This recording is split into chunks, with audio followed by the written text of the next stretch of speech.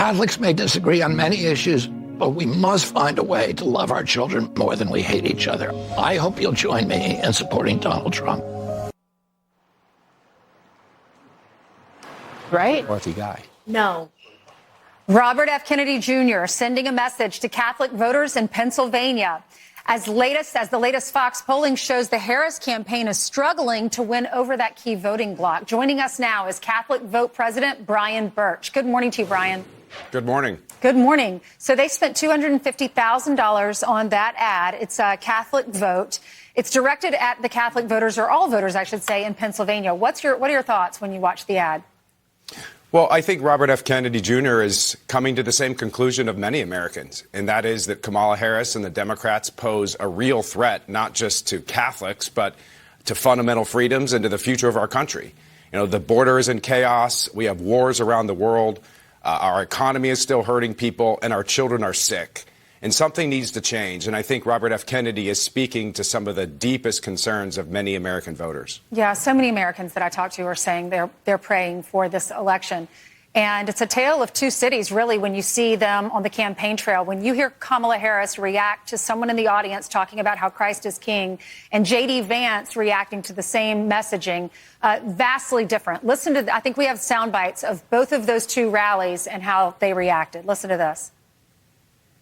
Oh, you guys are at the wrong rally. I don't think that we've, that's right, Jesus is king. What was your reaction to that, Brian? I mean, it's despicable. This is a candidate for office who holds Catholics and all Christians essentially as enemies of the state, or people who no longer belong in this country. You know, I just mentioned some of the problems our country is dealing with. And what is Kamala Harris's answer? Her answer is to shut down Catholic health care, to shut down Catholic charities, to impose an unconstitutional religious test on judicial nominees. You know, this is not where the country needs to go. This is crazy talk. This harkens back to some of the dark days of our country when there were those that said that Catholics could not be good Americans, that Catholics need not apply. This is not where the country is at. We need to find a way to welcome and accommodate religious people. Give us a seat at the table. Let us do the things that we do as Catholics, and keep your dirty San Francisco hands out of my church. Yeah. So, Brian, why do you think, so Trump is leading amongst Catholic voters. It's 53 to 45. He was also leading against Joe Biden, 55 to 44. Do you think that's because of the abortion issue? No, I think Joe Biden barely won the Catholic vote. Trump is up big with Catholics, and I think his lead is growing, as we're seeing.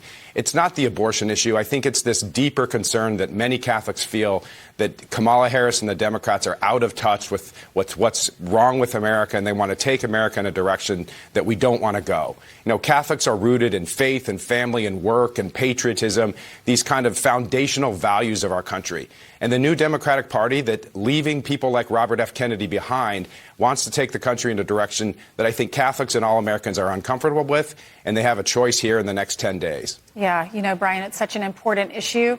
And I heard once that if you ask God to get out of your country, to get out of your schools, he's a gentleman, and he will do that. So we have to be very careful. This vote's important. Thank you so much, Brian. God bless you. Thanks for what you do for the Catholic Church. Thank you. You're welcome. Okay.